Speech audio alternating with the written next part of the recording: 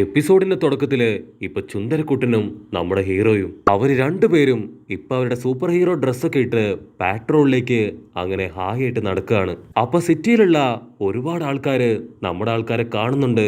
ജനങ്ങൾ ഒരുപാട് എക്സൈറ്റഡ് ആയിട്ട് ഇപ്പൊ പരസ്പരം പറയും അത് സൂപ്പർ ഹീറോസ് ആണ്, അവർക്ക് ഭയങ്കര പവറാണ്, മാത്രമല്ല അവരെ കാണാനും ഭയങ്കര സ്റ്റൈലാണ്. നമ്മുടെ ഹീറോയ്ക്കാണെങ്കിൽ ആ കമന്റ് ഒക്കെ കേൾക്കുമ്പോ കുറച്ച് ഇഷ്ടമാവും. അപ്പോഴായിരിക്കും അവൻ ചുന്ദരക്കുട്ടനെ ഒന്ന് ശ്രദ്ധിക്കുക. അവനെ കാണുമ്പോ ഇപ്പൊ ഹീറോയ്ക്ക് ഒരുപാട് വിഷമാവും. കാരണം ഈ ഒരു 1 for all പവർ അത് അവന് കിട്ടേണ്ടതാണ്. അപ്പോഴായിരിക്കും ഹീറോ ഇപ്പൊ മറ്റൊരു കാര്യം ചിന്തിക്കുക. നൈറ്റയും ചിരിക്കുട്ടനും അവർ രണ്ടുപേരും സംസാരിക്കാറില്ല. പക്ഷേ നൈറ്റയ്ക്കാണെങ്കിൽ ചിരിക്കുട്ടനെ ഒരുപാട് ഇഷ്ടമാണ്, ഭയങ്കര ഫാനുമാണ്. അങ്ങനെ നമ്മുടെ ഹീറോ ഇപ്പൊ ഒരുപാട് കാര്യങ്ങളൊക്കെ ആലോചിച്ച് മുൻപോട്ടേക്ക് നടന്നു പോവും. അപ്പൊ ചുന്ദരക്കുട്ടനും കാഷ്വൽ ആയിട്ട് അവനോട് സംസാരിക്കാൻ തുടങ്ങും. അവർ രണ്ടുപേരും അവരുടെ സൂപ്പർ ഹീറോ നെയിംസ് അത് പരസ്പരം പറഞ്ഞ് ഒരുപാട് ഹാപ്പി ആയിട്ട് എൻജോയ് ചെയ്ത് ഇപ്പൊ മുൻപോട്ട് നടക്കും. അപ്പൊ ഒരു പെൺകുട്ടി എന്തോ കണ്ട് പേടിച്ചു വരച്ച് ഓടി വരും. അവൾ ഓടി വന്ന് ഇപ്പൊ ചുന്ദരക്കുട്ടനെ അവനെ ഇടിച്ച് താഴേക്ക് വീഴും. അത് കണ്ട് ഹീറോ അവളോട് ചോദിക്കും എന്തു പറ്റി, എന്താ ഉണ്ടായേ? അവളാണെങ്കില് ഇപ്പൊ ഹീറോയെയും ചുന്ദരനെയും കണ്ടിട്ട് പേടിച്ചു വിറച്ചിരിക്കുകയാണ്. അവള് പറയും ഒരാളെന്നെ വല്ലാതെ ഉപദ്രവിക്കുകയാണ്, എനിക്കിത് സഹിക്കാൻ പറ്റുന്നില്ല എന്ന് പറഞ്ഞ് അവള് പൊട്ടിക്കരയും. അപ്പൊ അതേ സമയം അവളുടെ തൊട്ടു പിന്നിലായിട്ട് ആ കൊറ്റി വില്ലൻ അവനങ്ങനെ ഹായ് ആയിട്ട് നിൽക്കാണ്. അവനെ കണ്ടുടനെ ഇപ്പൊ ഹീറോ ഫ്രീസായി പോവും. അവന് നൈറ്റായി പറഞ്ഞ കാര്യം ഇപ്പൊ ഓർമ്മ വരും. കൊറ്റി വില്ലനെ കാണുമ്പോ വളരെ നോർമലായിട്ടും കാഷ്വൽ ആയിട്ടും മാത്രമേ ബിഹേവ് ചെയ്യാൻ പാടുള്ളൂ എന്ന കാര്യം. പക്ഷെ ഹീറോയ്ക്കാണെങ്കിൽ അവനെ തന്നെ ഇപ്പൊ കൺട്രോൾ ചെയ്യാൻ പറ്റില്ല. അത് കണ്ട ചുന്ദരക്കുട്ടൻ ഹീറോയുടെ മാസ്ക് എടുത്ത് അവന്റെ ഫേസിലിടും. എന്നിട്ട് കൊറ്റിയോട് വളരെ കാഷ്വൽ ആയിട്ട് സിമ്പിൾ ആയിട്ട് ഇപ്പൊ സംസാരിക്കാൻ തുടങ്ങും. അപ്പൊ ആ കൊറ്റി വില്ലൻ പറയും ആക്ച്വലി ഇവളെന്റെ മകളാണ്, അവള് ചെറുതായിട്ട് ഒന്ന് താഴെ വീണു, അങ്ങനെ പേടിച്ചോടി ഇവിടേക്ക് എത്തിയതാണ്. അപ്പൊ ചുന്ദരക്കുട്ടൻ പറയും ഞങ്ങൾ US സ്കൂളിലെ സ്റ്റുഡൻസ് ആണ്, ഞങ്ങൾ പാട്രോളിന് വേണ്ടി ഇറങ്ങിയതാണ്, അതുകൊണ്ട് എത്രയും പെട്ടെന്ന് ഞങ്ങൾക്കിപ്പോ പോണെന്ന് പറഞ്ഞ് അവര് മുൻപോട്ട് നടക്കും. അപ്പൊ ആ ഒരു കുഞ്ഞു പെണ്ണ് ഇപ്പൊ ഇസക്കിന്റെ കയ്യിൽ കയറി പിടിക്കും. അവള് പറയും ചേട്ടൻ എന്നെ തനിച്ചാക്കി പോവാണോ? ഹീറോ ഒരു വിധത്തില് ഇപ്പൊ അവന്റെ ഇമോഷൻസിനെ കൺട്രോൾ ചെയ്ത് വില്ലനോട് ചോദിക്കും എന്തു പറ്റി, എന്തിനാണ് ഇവൾ ഇത്രയും പേടിക്കുന്നത്?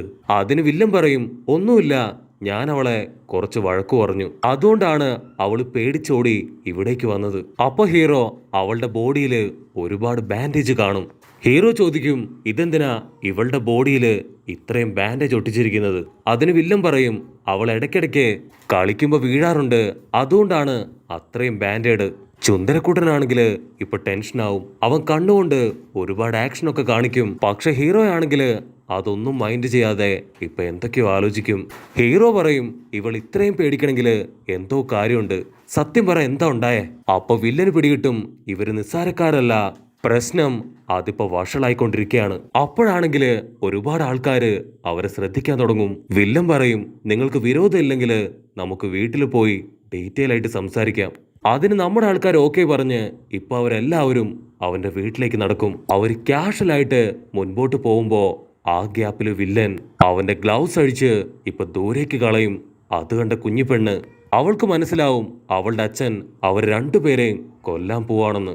അവൾ ഓടിപ്പോയി അച്ഛന്റെ വിരലും പിടിച്ച് ഇപ്പൊ മുൻപോട്ട് നടന്നു പോവും. ഹീറോയ്ക്കാണെങ്കിൽ ഒന്നും മനസ്സിലാവില്ല, ഇതെന്തു പറ്റി ഇവൾ ഇത്ര പെട്ടെന്ന് പേടിയൊക്കെ മറന്ന് ആളുടെ കൂടെ പോയല്ലോ എന്ന് പറഞ്ഞ് അവൻ വണ്ടടിച്ച് നിൽക്കും. അവിടുന്ന് അങ്ങനെ കട്ട് ചെയ്താ ഇപ്പൊ വില്ലൻ അവന്റെ വീട്ടിലെ സെക്യൂരിറ്റിയെ അവളെ പുറത്ത് വിട്ടതിന് ഇപ്പൊ തല്ലി തല്ലി കൊല്ലാണ്. അതേസമയം നമ്മുടെ ആൾക്കാര് നടന്ന എല്ലാ കാര്യങ്ങളും ഇപ്പൊ നൈറ്റയോടും ബബിള് പെണ്ണിനോടും കറക്റ്റായിട്ട് പറഞ്ഞു കൊടുക്കും. അതിന് നൈറ്റൈ പറയും വെൽഡൺ, ഇന്നത്തേക്ക് ഇത്രയും മതി.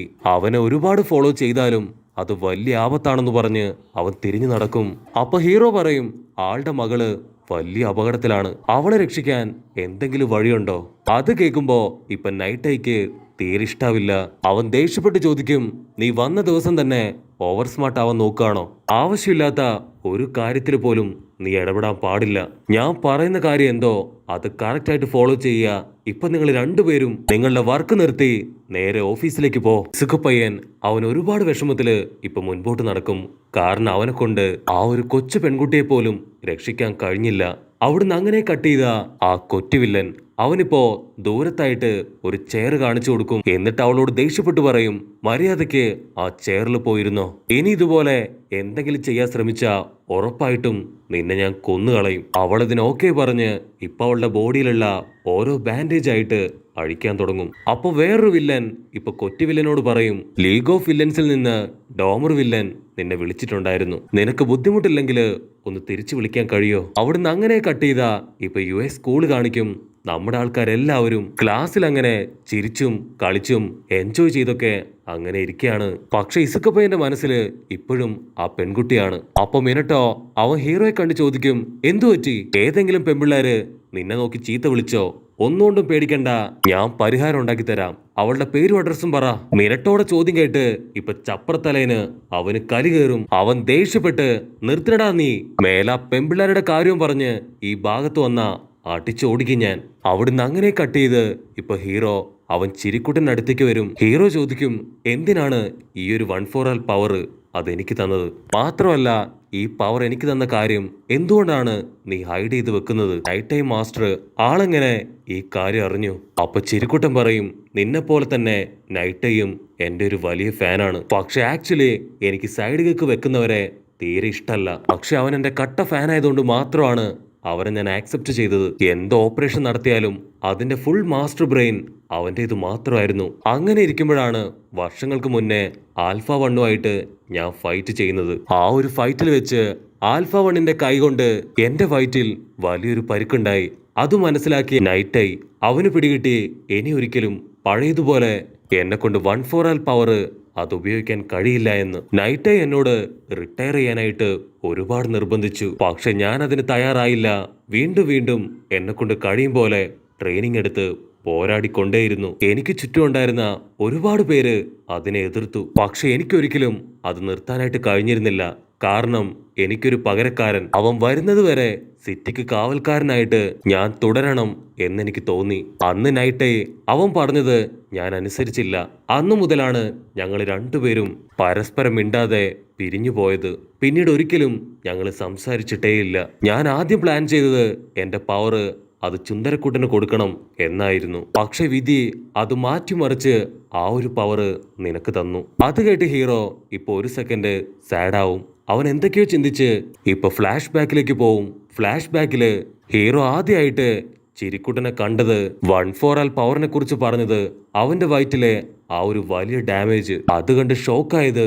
അവസാനമായിട്ട് ആ 1/4 പവർ അത് അവന് കിട്ടിയത്. അങ്ങനെ എല്ലാ കാര്യങ്ങളും ഒരു സെക്കൻഡ് അവൻ ആലോചിക്കും. ചിരിക്കുട്ടൻ പറയും, നിനക്ക് ആ പവർ തന്നതിന് ശേഷം ഞാൻ ആ കാര്യം നൈറ്റ് ഐയെ വിളിച്ചു പറഞ്ഞിരുന്നു. പക്ഷെ അവൻ ഒരുപാട് ദേഷ്യപ്പെട്ട് ഒരുപാട് വിഷമത്തില് ഫോൺ കട്ട് ചെയ്തു. ചിരിക്കുട്ടൻ പറയും, നൈറ്റ് ഐക്ക് ഫ്യൂച്ചർ പ്രെഡിക്റ്റ് ചെയ്യാനുള്ള കഴിവുണ്ട്. അവൻ അന്ന് പറഞ്ഞത് എനിക്ക് 6 or 7 വർഷം കൂടി മാത്രമേ ഇനി ജീവിക്കാൻ കഴിയൂ എന്നാണ്. ഇപ്പൊ ഓൾറെഡി എനിക്ക് വിലപ്പെട്ട 6 വർഷങ്ങള് കഴിഞ്ഞുപോയി. അത് കേട്ട് ഹീറോ അവൻ ഷോക്കായിട്ട് ഇപ്പൊ പൊട്ടിക്കരയും. ഹീറോ ഇപ്പൊ ചിരിക്കുട്ടനോട് കെഞ്ചും, ദയവ് ചെയ്ത് എന്നെ വിട്ട് പോവരുത്. അറ്റ്ലീസ്റ്റ് ഈ ഒരു പവറെങ്കിലും ഞാനുമായിട്ട് ഡൈജസ്റ്റ് ആവുന്നത് വരെ നീ എന്റെ കൂടെ ഉണ്ടാവണം. അത് കേട്ട് ചിരിക്കുട്ടൻ ഇപ്പൊ ഒറ്റ സെക്കൻഡ് കൊണ്ട് അവന്റെ പഴയ രൂപത്തിലേക്ക് ആവും. ചിരിക്കുട്ടൻ മാസ്റ്റർ ആള് ഫുൾ പവറിൽ പറയും, എന്തൊക്കെ സംഭവിച്ചാലും നിന്റെ അമ്മയ്ക്ക് കൊടുത്ത വാക്ക് അത് പാലിക്കാനെങ്കിലും ഞാൻ നിന്റെ കൂടെ തന്നെ എപ്പോഴും ഉണ്ടാവും. എന്റെ വിധിയെപ്പോലും ഞാൻ തിരുത്തി കുറിക്കും. നീ ഒരിക്കലും നൈറ്റ് ഐ പറയുന്ന കാര്യങ്ങള് കേൾക്കാനോ ശ്രദ്ധിക്കാനോ പാടില്ല. നീ ജയിക്കുന്നത് വരെ ഓടിക്കൊണ്ടേയിരിക്കണം. പല സ്ഥലങ്ങളിലും നീ വീണു പോയേക്കാം. പക്ഷെ നിന്റെ ശ്രമം അതൊരിക്കലും ഉപേക്ഷിക്കാനായിട്ട് പാടില്ല. ഉറപ്പായിട്ടും നമ്മുടെ വിധി അത് നമ്മൾ മാറ്റി എഴുതുമെന്ന് പറഞ്ഞ് അവർ രണ്ടുപേരും ഇപ്പൊ ഷെയ്ക്ക് ഹാൻഡ് കൊടുക്കും. അപ്പൊ ഹീറോ പറയും, അങ്ങനെയാണെങ്കിൽ മാസ്റ്ററിന്റെ ഫ്യൂച്ചർ അത് ചേഞ്ച് ആയോ എന്ന് നമുക്ക് ഒരിക്കൽ കൂടെ നൈറ്റ് ഐയോട് ചോദിച്ചാലോ? അത് കേട്ട് ചിരിക്കുട്ടൻ ഷോക്കായി നിൽക്കുന്നതോട് കൂടെ ഈ ഒരു എപ്പിസോഡും അവസാനിക്കുന്നു. എപ്പിസോഡ് ഇഷ്ടപ്പെടുകയാണെങ്കിൽ തീർച്ചയായിട്ടും ലൈക്ക് ചെയ്യാനും കമന്റ് ചെയ്യാനും ഷെയർ ചെയ്യാനും മറക്കല്ലേ. അടുത്തൊരു അടിപൊളി എപ്പിസോഡുമായിട്ട് കാണുന്നവരെ it's me with Go poly.